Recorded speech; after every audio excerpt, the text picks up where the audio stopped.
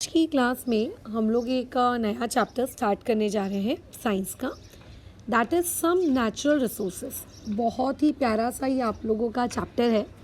नाम से ही तुमको पता चल रहा होगा कि इस पर्टिकुलर चैप्टर में हमारे एटमॉस्फेयर में होने वाले अलग अलग नेचुरल प्रोसेसेस, अलग अलग नेचुरल फेनोमेना, इनके बारे में हम लोगों को पढ़ने को मिलेगा। डन। तो चलो शुरू करते हैं फिर आज की क्लास हम लोग। जैसे कि आपको ऑलरेडी इस चैप्टर के इंट्रोडक्शन में ये बताया गया है कि जब आप छोटे बच्चे थे, कक्षा 7वीं में जब आप पढ़ते थे, तब आपने ऑलरेडी उस पर्टिकुलर क्लास में स्टॉर्म्स क्या होते हैं, विंड्स क्या होते हैं, साइक्लोन्स क्या होते हैं या फिर फ्लड्स क्या होते हैं, इनके बारे में आपने ऑलरेडी पढ़ा है। डन। ठीक है, बिल्कुल पढ़ा है। इनके आने की वजह से किस तरीके से आप लोगों के एनिमल को, प्लांट को, ह्यूमन लाइफ को या फिर किसी पर्टिकुलर प्रॉपर्टी को डैमेज पहुंचता है, ये भी हम लोगों ने ऑलरेडी पढ़ा है।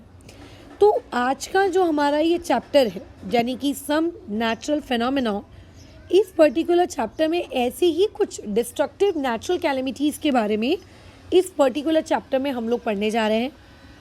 सबसे पहला जो टॉपिक हम लोग पढ़ेंगे वो रहेगा लाइटनिंग, है ना। और दूसरा टॉपिक जो हम लोग पढ़ेंगे वो रहेगा अर्थक्वेक।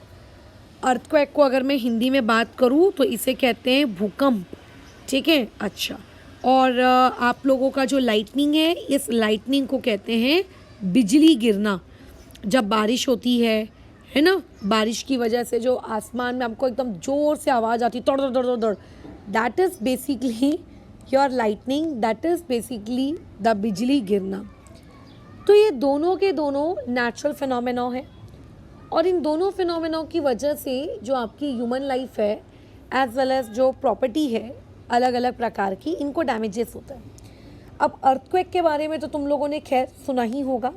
हम लोगों के जब अर्थ के अंदर बहुत ज़ोर से वाइब्रेशंस क्रिएट होने लगते हैं, सच दैट कि अर्थ के अंदर की जो प्लेट्स हैं, मतलब अर्थ में अंदर बहुत सारी लेयर्स होती हैं, वो लेयर्स हिलने लगती हैं, ठीक है, एक दूसरे के ऊपर मोशन करने लगती हैं।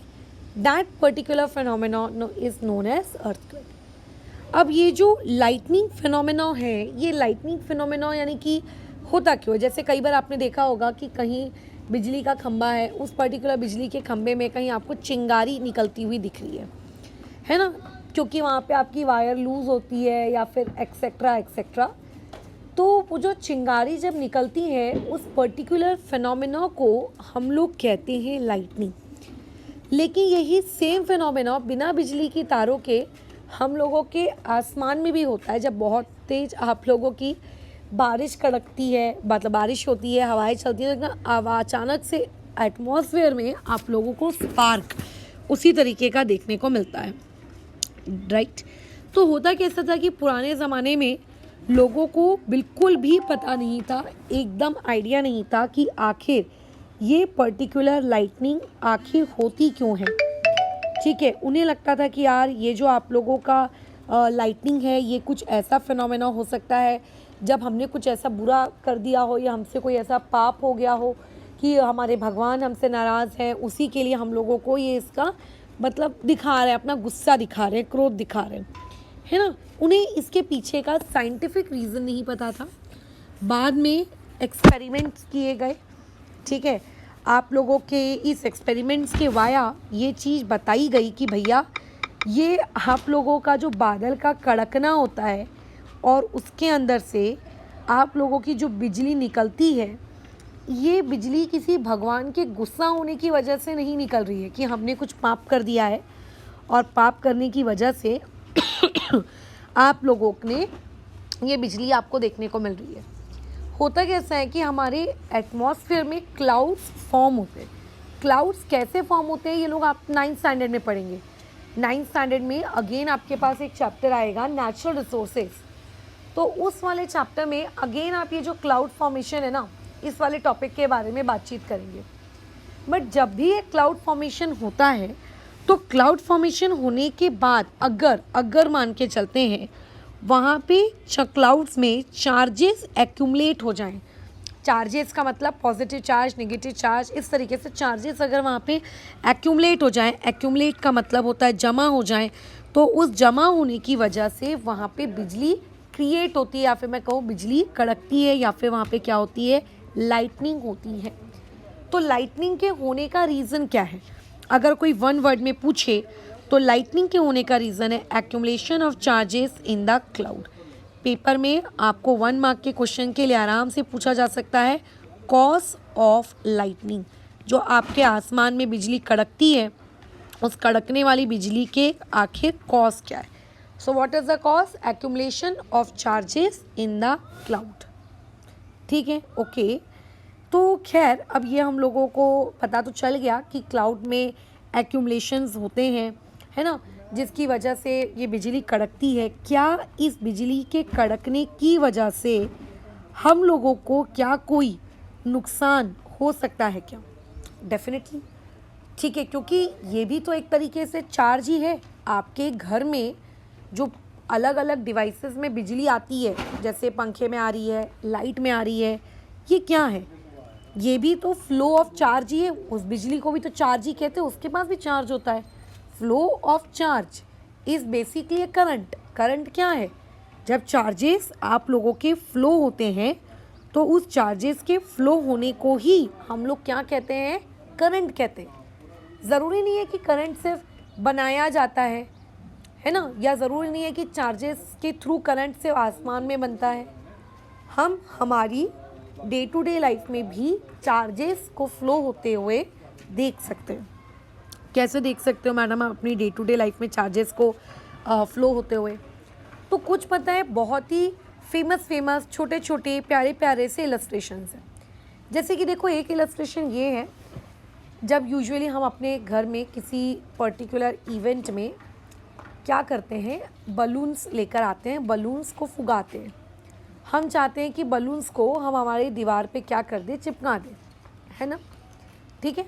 अच्छा, अब मान लेते हैं आपके पास वो कोई सेलो टेप नहीं है, या फिर चिपकाने का लेट्स से आपके पास कोई ऑप्शन नहीं है, तो तुम देखना कई बार तुमने कई लोगों को देखा होगा कि वो बलून की सरफेस को उठाते हैं और अपने बालों पर रगड़ते हैं और फिर उसको दीवार पे छोड़ते हैं। तो देखना बलून काफ़ी देर तक उस पर्टिकुलर दीवार पे क्या हो जाता है, आप लोगों का चिपक जाता है ना।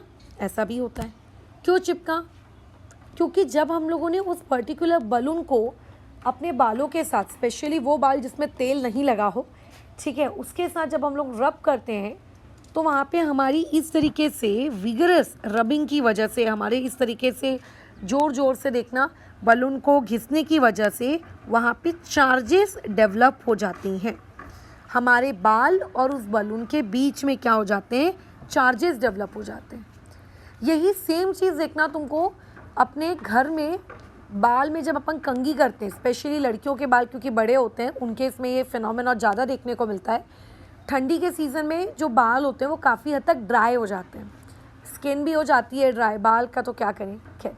तो या फिर जब आप मान के चलो तेल नहीं लगाते हो, ठंडी के सीज़न में आपके बालों में आपने तेल भी नहीं लगाया है, आपके बाल भी ड्राई हैं, ऐसे केस में अगर आप पता है उन बालों को कंघी करने की कोशिश करते हो तो आप ये देखते हो कि आपके जो बाल हैं वो उस कंघी से चिपक रहे हैं, मतलब उस कंघी से दूर नहीं जा रहे, वो उस कंघी में चिपकना चाह रहे हैं या फिर बहुत चिपक जाते हैं। क्यों ऐसा हो जाता है? तो वो इसीलिए क्योंकि जब हम कंघी करते हैं तो कंघी करने वाली प्रोसेस के दौरान उस कंघी और हमारे बालों के बीच में फ्रिक्शन होता है, और फ्रिक्शन की वजह से क्या होता है, एक छोटा सा चार्ज वहाँ पे डेवलप होता है, ठीक है। वहाँ पे क्या होता है, चार्ज डेवलप होता है। आप ऐसे बहुत सारे एक्सपेरिमेंट्स कर सकते हो। जैसे मान लेते हैं रात को कभी आप बैठे हो किसी प्लास्टिक की चेयर पे, तो आपकी जो पीठ होती है, जहाँ पर आप अपनी पीठ को टिकाते हो, देखना कई प्लास्टिक की चेयर्स में पीछे बारीक बारीक डिज़ाइंस बनी होती हैं, सच दैट कि आप उन पर रगड़ सकते हो अपने नाखून। अब रात है, अंधेरा है, तो आप क्या करो, वहाँ पर ज़ोर ज़ोर से अपने नाखूनों को रगड़ो, तो आप देखोगे, ये ऑब्ज़र्व करोगे कि आप लोगों के जो पर्टिकुलर कुर्सी है वहाँ से चिंगारी छूट गई। पता है, वहाँ से चिंगारी निकलना शुरू हो गई। क्यों वहाँ से चिंगारी निकलना शुरू हो गई? क्यों? क्योंकि वहाँ पे क्या हुए हैं, आप लोगों के चार्जेस डेवलप हुए हैं। उन चार्जेस के डेवलप होने की वजह से क्या होता है, वहाँ पे आपको हल्की सी चिंगारी निकलती हुई दिखती है बारिश आती, ठीक है, वहाँ पे क्या होती है, आप लोगों की चिंगारी निकलती हुई दिखती है।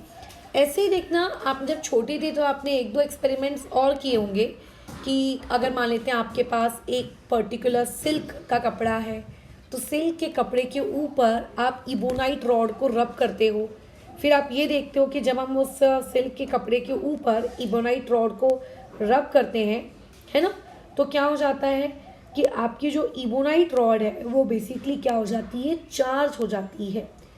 तो जब भी आप एक किसी भी रॉड को किसी सिल्क के कपड़े के साथ या किसी वूल वाले कपड़े के साथ आप रब करते हो, तो वहाँ पे क्या हो जाते हैं, आप लोगों के चार्जेस डेवलप हो जाते हैं। खैर, एक बात मैं तुम्हें बता दूं कि अगर आपके पास कोई सिल्क का क्लॉथ है तो आप उसको ग्लास रॉड से रगड़ते हो, और अगर मान लेते हैं आप लोगों के पास वूल वाला कपड़ा है तो वूल वाले कपड़े को या फिर फर वाले कपड़े को आप इबोनाइट रॉड से रगड़ते हो। इस रबिंग वाली प्रोसेस के दौरान वहाँ पे क्या होते हैं, आप लोगों का चार्जेस डेवलप हो जाते हैं, ठीक है, वहाँ पे क्या होते हैं, चार्जेस डेवलप हो जाते हैं। और जब ये चार्जेस डेवलप हो जाते हैं तो इन चार्जेस की वजह से आप लोगों को अलग अलग फिनोमेना देखने को मिलते हैं कि आपने बालों से बलून को रगड़ा तो आपका बलून जाके दीवार पे चिपक गया, आपके कपड़ों पे आपके ठंडी के वक्त देखना बाल चिपके हुए मिलते हैं बहुत जगहों पर। क्यों, गर्मी के सीज़न में क्यों नहीं, क्योंकि ठंडी के सीज़न में हमें चार्जेस, जब हम रगड़ते हैं डायरियर्स, बेसिकली वहाँ चार्जेस डेवलप हो जाते हैं और वो चार्जेस की वजह से वो बाल क्या हो जाते हैं, चिपक जाते हैं उस पर्टिकुलर कंघी पर, है ना, राइट, ओके। ऐसी आपको अलग अलग एक्टिविटीज़ दी हुई हैं, जैसे 15.3 इस पर्टिकुलर एक्टिविटी में ये कहा है, आप इस तरीके से 2 बलून को फुलाइए और फुलाने के बाद उन दोनों बलून्स को आजू बाजू इस तरीके से आप लटका दीजिए, सच दैट कि वो दोनों बलून्स एक दूसरे को क्या नहीं करने चाहिए, टच नहीं करने चाहिए।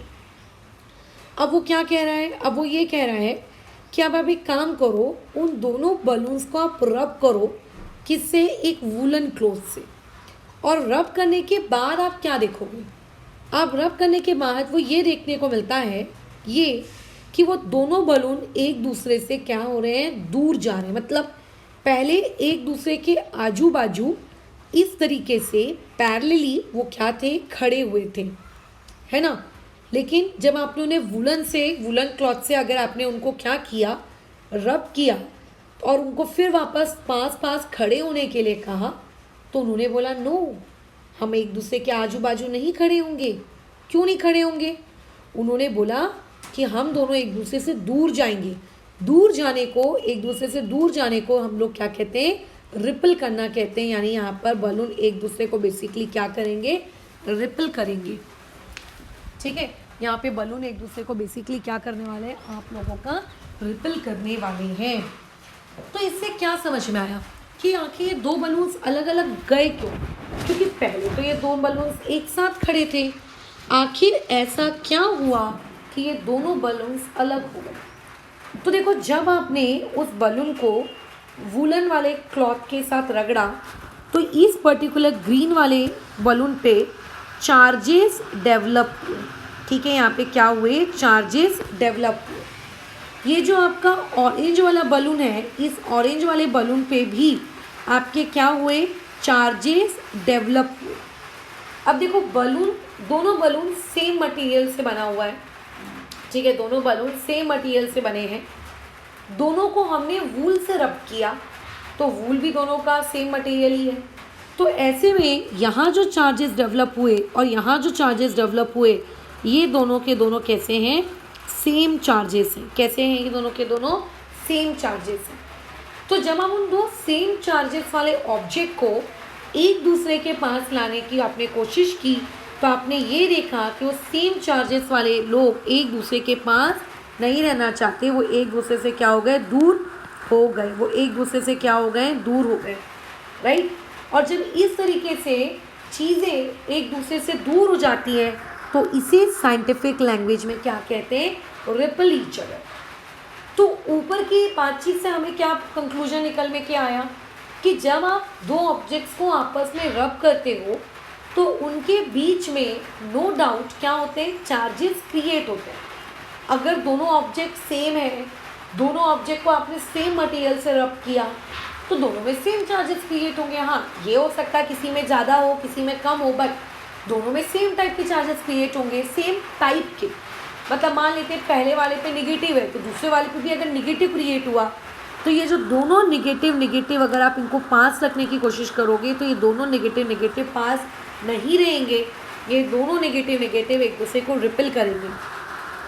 एक पॉजिटिव है एक निगेटिव है, सॉरी दोनों पॉजिटिव है, तो आप बोलोगे कि इन दोनों चार्जेस वाले ऑब्जेक्ट को मैं साथ रख लूँ, नहीं होगा। ये दोनों सेम चार्जेस वाले लोग एक दूसरे से दूर रहेंगे, आप अलग रहेंगे, ये एक दूसरे को क्या करेंगे, रिपल करेंगे। तो इस एक्टिविटी का जो पहला पार्ट था, इस पहले पार्ट से हमें ये समझ में आता है कि आप लोगों के जो सेम चार्ज वाली स्पीशीज़ होती हैं, सेम चार्ज वाली स्पीशीज़ बेसिकली एक दूसरे को क्या करती हैं, रिपल करने का काम करती हैं। सेम चार्जेस एक दूसरे को क्या करते हैं, आप लोगों का रिपल करने का चार्ज क्या करते हैं, काम करते हैं। अब आते हैं हम लोग नेक्स्ट पॉइंट पे। नेक्स्ट पॉइंट में देखो वो क्या कहना चाह रहा है, बोल रहा है now let us repeat this activity with the used pen refills. अच्छा ओके, बोल रहा है कि आप देखो पीछे बैकग्राउंड में बारिश की आवाज़ आ सकती है क्योंकि बारिश काफ़ी ज़्यादा हो रही है। खैर, अब वो बोल रहा है कि आपके पास 2 पेन रिफिल होनी चाहिए। बोल रहा है कि जो पहली वाली पेन की रिफिल है आप उसको पॉलीथीन के साथ रब करिए। आपके घर में जो पॉलीथीन है ना, आप उसके ऊपर क्या करिए, उसको रब करिए। ठीक है भाई, कर लेंगे हम लोग इसके ऊपर रब। उसके बाद वो आपसे ये कह रहा है कि रब करने के बाद उस पर्टिकुलर पॉलीथीन को आप, मतलब उस पर्टिकुलर रिफिल को आप उठाइए।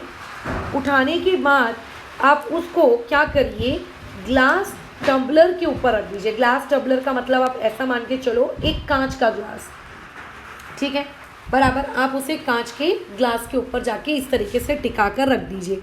जैसे हम लोग पेन स्टैंड में अपने पेन व पेंसिल स्केल ये सारी चीज़ें रखते हैं ना, बराबर उस तरीके से आप बेसिकली यहाँ पे क्या कर लीजिए, आप लोगों का उस पर्टिकुलर रिफिल को रख दीजिए। मैंने बोला ठीक है।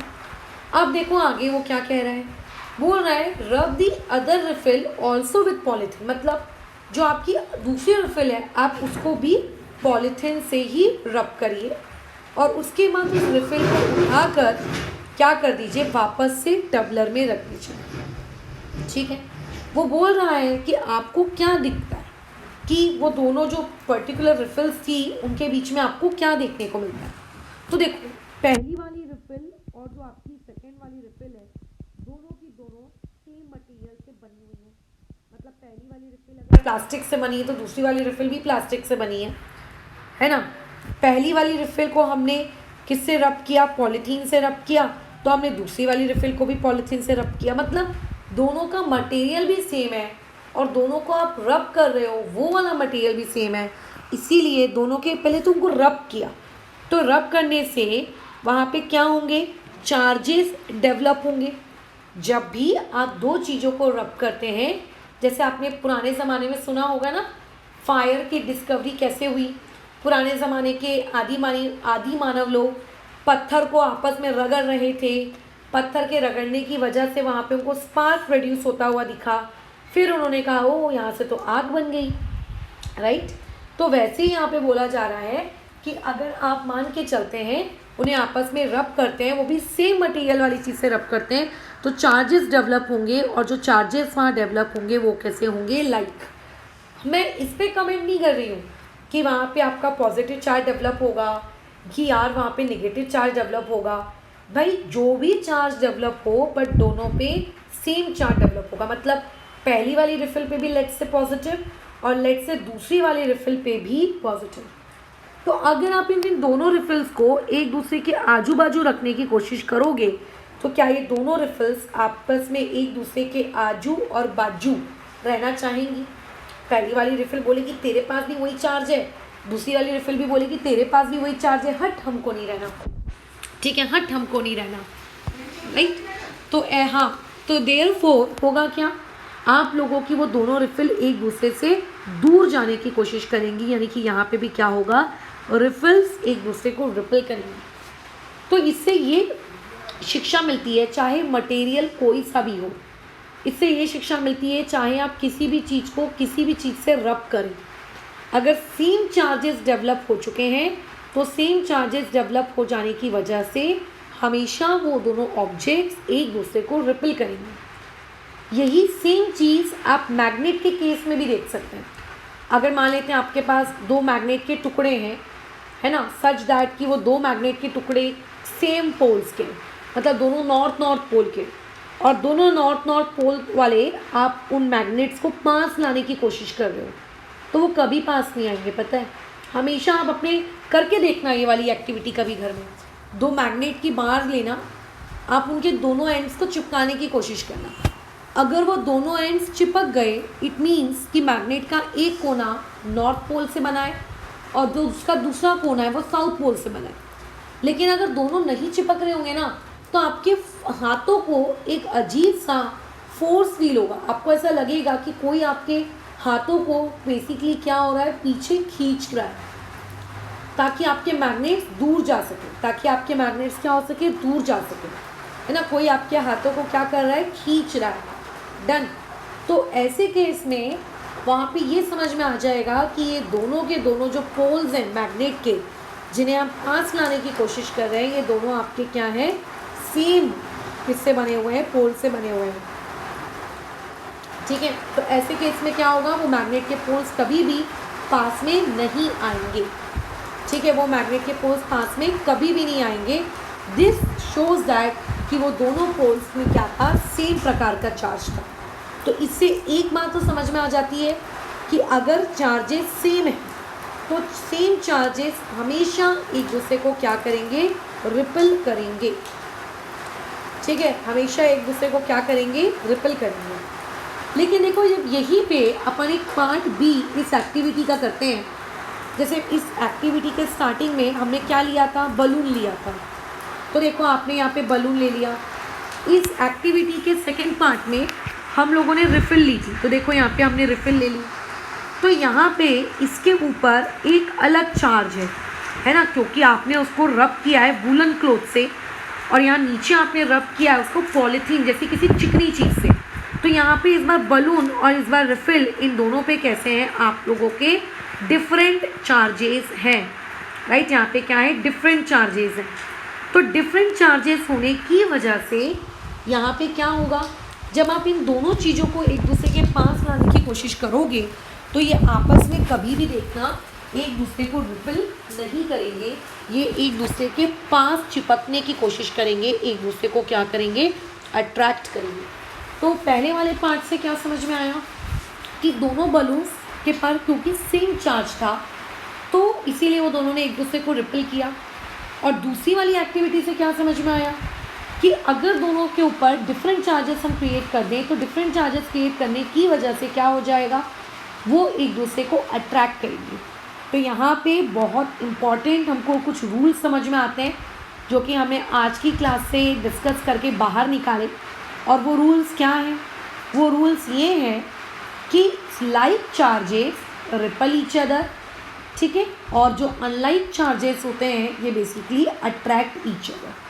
और चार्जेस बनते क्यों हैं, चार्जेस बनते हैं ड्यू टू आपका रबिंग ऑफ ऑब्जेक्ट। जब ऑब्जेक्ट्स के बीच में इंटरेक्शन होता है, जब आप लोगों के ऑब्जेक्ट्स एक दूसरे से रगड़ते हैं, तब वहाँ पे क्या होते हैं, चार्जेस आप लोगों के क्या होते हैं, क्रिएट होते हैं।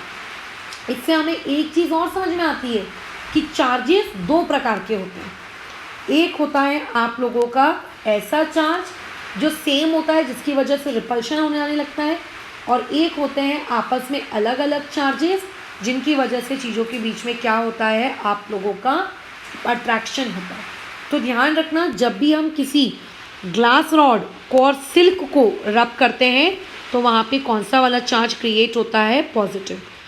और अगर पॉजिटिव नहीं बन रहा है तो पॉजिटिव के अलावा जो चीज़ बनेगी उसको हम लोग क्या कहते हैं, आप लोगों का निगेटिव चार्ज। मतलब ग्लास रॉड और आपने अगर सिल्क इन दोनों को रब किया तो वहाँ से जो चार्ज बनेगा दैट इज़ पॉजिटिव। ठीक है, ये जो मैंने आपको ऊपर लिखवा के दिया था, यहाँ पे जो चार्ज बनेगा दिस इज़ पॉजिटिव चार्ज, और यहाँ पे जो चार्ज बनेगा दिस इज़ आप लोगों का नेगेटिव चार्ज। ठीक है, डन, ओके। तो बस यही वाली सेम चीज़ है। इससे क्या समझ में आया कि रब करने से चार्जेस बनते हैं, रब करने की वजह से जो चार्जेस बनते हैं अगर वो दोनों एक दूसरे के साथ सेम सेम रहे तो लाइक चार्जेस होते हैं, अगर सेम सेम नहीं रहे तो वहाँ पे क्या होते हैं आप लोगों के अनलाइक चार्जेस भी बनते हैं। चार्जेस या तो पॉजिटिव हो सकते हैं, चार्जेस या तो नेगेटिव हो सकते हैं। ठीक है, बराबर, ओके, ठीक है, बराबर क्लियर है ये वाली चीज़। ठीक है, अब हम लोगों ने यहाँ पर जो चार्जेस की बात की कि जो ये मैडम ये चार्जेस बन रहे हैं, है ना, ये जो चार्जेस बनते हैं ये इलेक्ट्रिक चार्जेस जो रबिंग की वजह से बनते हैं, चीज़ों को रगड़ने की वजह से बनते हैं, ये कभी फ्लो नहीं करते, पता है, कभी खुद से फ्लो नहीं कर सकते। ठीक है, खुद से अपने आप फ्लो नहीं कर सकते। जैसे होता क्या है कि अगर मान के चलो आपके घर में पानी है, पानी लेट से आपसे गिर गया, तो पानी गिरने से क्या होता है, जहाँ पे स्लोप होगी, जहाँ पे ढलान होगी, पानी उस तरफ फ्लो होता हुआ चला जाता है। या फिर मैं ये कहूँ कि ऊपर की टंकी का पानी नेचुरली बिना मोटर लगाए अपने आप नीचे वाली टंकी में आ सकता है, अगर हम नल वगैरह खोल दें तो नीचे आ सकता है। बट अगर कोई पानी ग्राउंड फ्लोर पे रखा हुआ है तो क्या वो अपने आप बिना मोटर की मदद से क्या ऊपर वाली टंकी में जाके चढ़ जाता है? क्या नहीं चढ़ता, उसमें आपको मोटर लगाना पड़ता है, पंप ऑन करना पड़ता है, तब जाके पानी वानी चढ़ता है। तो जब हम लोगों ने चीज़ों को रब किया, नो डाउट रब करने की वजह से चार्जेस बने, बट वो जो चार्जेस बनते हैं वो बेसिकली कैसे होते हैं, स्टैटिक होते हैं। स्टैटिक का मतलब रुके हुए चार्जेस हैं, they do not move by themself, वो खुद से क्या होते हैं आप लोगों के मूव नहीं करते। तो तुम बोलोगे मैडम क्या करना है, कौन सा इनको कोई नौकरी वोकरी करनी है, मूव करके करेंगे क्या? हाँ, कौन सा इनको खाना वाना बनाना है, कौन सा इनको पढ़ाई लिखाई करनी है, मूव करके करेंगे क्या? तो यार जब चार्जेस मूव करते हैं ना, तो मैंने पहले ही बताया था चार्जेस के मूव करने की वजह से इलेक्ट्रिक करंट प्रोड्यूस होता है।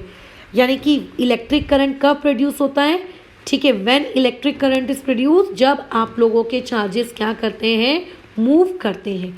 अगर चार्जेस मूव नहीं करें तो इलेक्ट्रिक करंट आप लोगों का कभी भी प्रोड्यूस नहीं होगा। इसीलिए कई बार अगर कोई टीचर आपसे पूछे कि इलेक्ट्रिक करंट क्या है, तो कई बार स्टूडेंट्स इसको इस तरीके से भी डिफाइन करते हैं, it is the flow of charge. Charge के फ्लो होने को ही हम लोग क्या कहते हैं, इलेक्ट्रिक करंट कहते हैं। चार्जेस के फ्लो होने को ही हम लोग क्या कहते हैं, इलेक्ट्रिक करंट कहते हैं। ठीक है, तो अभी तो हमने जो टॉपिक पढ़ा उससे हमने ये शिक्षा ली कि चार्जेस बने कैसे, चार्जेस बनने के बाद हुआ क्या, चार्जेस के कितने प्रकार हैं, और चार्जेस की वजह से इलेक्ट्रिसिटी कब प्रोड्यूस होती है। ये 3 टॉपिक्स में हमने बातचीत की, डन। अब इसके बाद जो हम लोगों का क्या होगा कि जब हम नेक्स्ट टॉपिक पढ़ेंगे तो नेक्स्ट टॉपिक में हम लोग बेसिकली क्या करेंगे, आप लोगों का ट्रांसफ़र ऑफ चार्ज यानी कि 15.4 ये वाले सेक्शन को पढ़ेंगे। और इसी ट्रांसफ़र ऑफ चार्ज की वजह से हम लोगों को हमारा जो चैप्टर का सबसे मुख्य टॉपिक है लाइटनिंग, वो बेसिकली समझ में आएगा कि आखिर लाइटनिंग होती क्या है। ठीक है, क्यों बिजली ऊपर से नीचे की तरफ टपक के आ जाती है ना, नीचे से ऊपर क्यों नहीं जाती, बराबर। ये सारी चीज़ें हम लोगों की नेक्स्ट क्लास में हम लोग जो बातचीत करेंगे उसमें हम लोगों का जो डाउट एंड डिस्कशन है वहाँ पे हमारा क्लियर होगा, डन, ओके। तो फ़िलहाल के लिए इस टॉपिक ऑफ डिस्कशन को फ़िलहाल अभी हम लोग रोकते हैं। कल की क्लास जब हम लोगों की स्टार्ट होगी तो इस पर्टिकुलर क्लास में हम लोग हमारा ट्रांसफ़र ऑफ चार्ज इस पर्टिकुलर टॉपिक के साथ आगे कंटिन्यू करेंगे।